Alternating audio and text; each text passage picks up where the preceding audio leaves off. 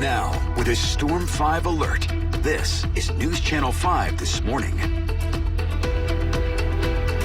7 a.m. now on this Sunday morning. This is a live look from our SkyNet camera in Hopkinsville.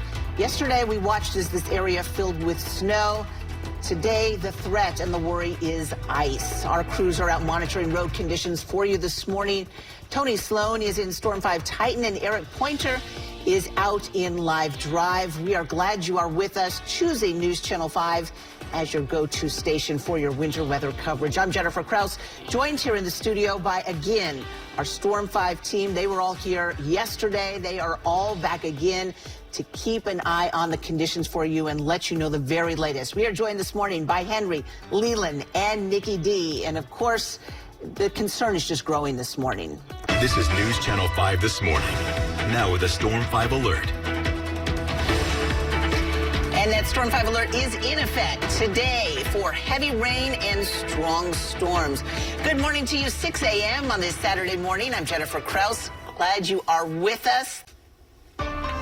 Straight ahead on News Channel 5 this morning, a White House dinner interrupted by gunshots. This morning, we have new information on the man accused of pulling the trigger. And a live look at downtown Nashville, where things are calm, but Leland Stadium is here to tell us about a Storm 5 alert for tomorrow night. Your news starts now. This is News Channel 5 this morning.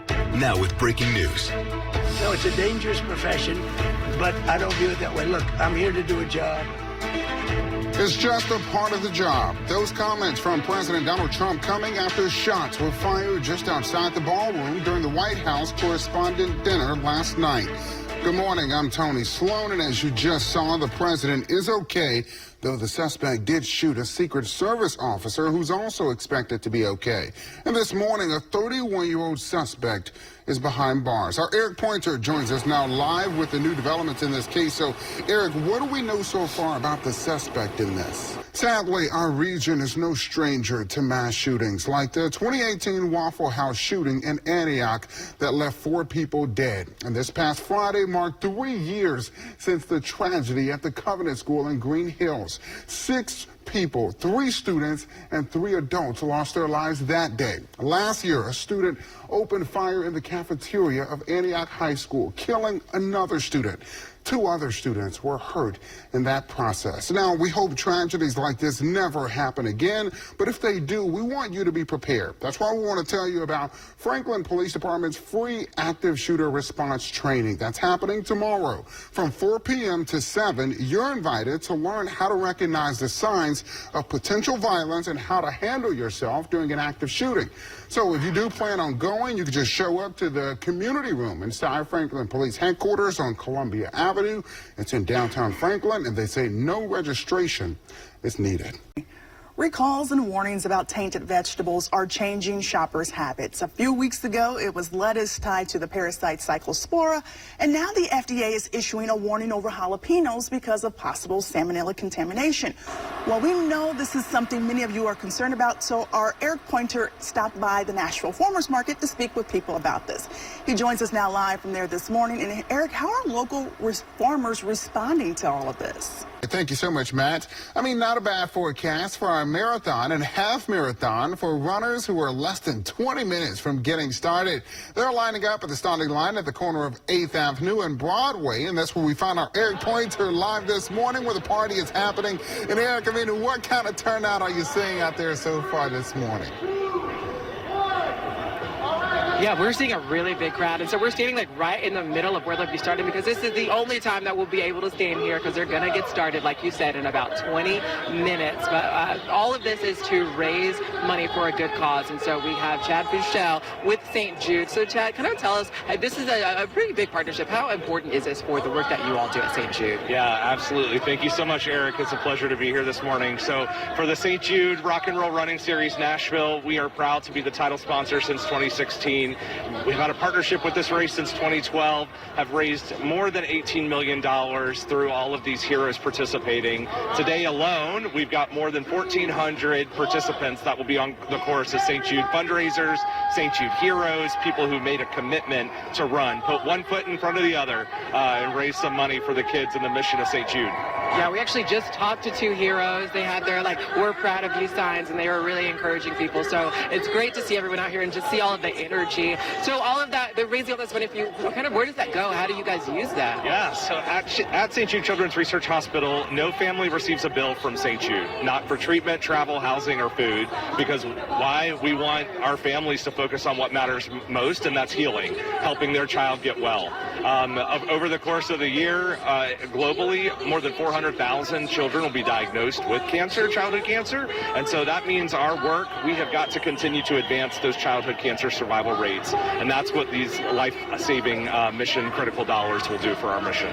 Yeah, and so definitely makes it so much more important to be raising that money, right? So what does it mean to you, knowing that these people are raising money for you, knowing where that money goes from, to look out around you and see this crowd and see the energy and the excitement for people to take part in this today? Yeah, so everybody has their own story and their why for why they are doing this race. It's a deeply personal mission, and we have the privilege of meeting and running on behalf of so many of our families. The overall survival rates for childhood cancer are at about 80%. When we opened our doors in 1962, they were 20%. So we flipped that on its head, but it means now that 1 in 5 still doesn't survive. And that's where our work still matters, and we have to continue to advance our research and finding cures and saving children. Right, and so you guys have so many people out here raising money. We see the heroes out here. But for maybe someone who's at home watching right now and they're not able to take part in the race, how can they still help St. Jude? Absolutely. Go to stjude.org. You can see all of the opportunities to get involved locally, to donate, to volunteer. If you are along the race route, pop outside, cheer these folks on. Whatever you can do, we really appreciate your support of St. Jude. And again, stjude.org is a website that's got a ton of opportunities for people to get involved. All right, awesome. Well, thank you so much, Chad. I really appreciate that. And so they are getting ready. You can hear them cheering up, getting everything ready. So we're going to send it back to you in the studio for now, but we'll be ready for that start in about 20 minutes. Oh, yeah, a whole lot of excitement. All right, thank you so much, Eric. And take a look at the course for today's marathon, which takes runners through Broadway, 12 South, and East Nashville before taking runners to the finish line for all races at Nissan Stadium. Now, in those parts of town and others that we did not mention, you can expect a lot of road closures. We have a full list of closures and when they'll be back open on our race day guide on our website, or to make it easy for you, you can just scan the QR code that's currently on your screen. But we're told everything should be back open by 3 o'clock this afternoon. Now, today's races raise much needed funds for the St. Jude Children's Research Hospital because we know the fight to treat children with cancer and finding a cure is ongoing. Yesterday, we talked to Jamie Elliott from Ohio, who's one of 1,400 St. Jude heroes in this year's race. It's a mission close to her heart. Back in 2005, Jamie's daughter was diagnosed with childhood cancer. Now she runs to help others, just like other runners raise money for her family during that difficult time. I didn't have cancer when I was a child, but I was a mother of a child with cancer, and it's one of the worst experiences you can have as a parent, and I want all of those parents to have their children. Yeah, such a powerful story. We're told that St. Jude heroes like her helped raise more than $1 million this year. And as the saying goes, it's a marathon, not a sprint. It's the same way with our coverage of the Rock and Roll Marathon, which continues throughout the morning right here on News Channel 5. But look at that large crowd of people who are coming on out to attend. All right, let's take a live look now at the city of Pittsburgh, where the Titans are making the most of the trip as the NFL draft enters day 3. Now, they weren't supposed to have a second-round pick yesterday after trading it away so they could double dip in the first round on Thursday. But GM Mike Borgonzi made a big move, sending 2 picks to the Chicago Bears to move into round 2, where they select Texas middle linebacker Anthony Hill Jr. Now, he's a second-team All-American and finalist for the Butkus Award for the nation's best linebacker.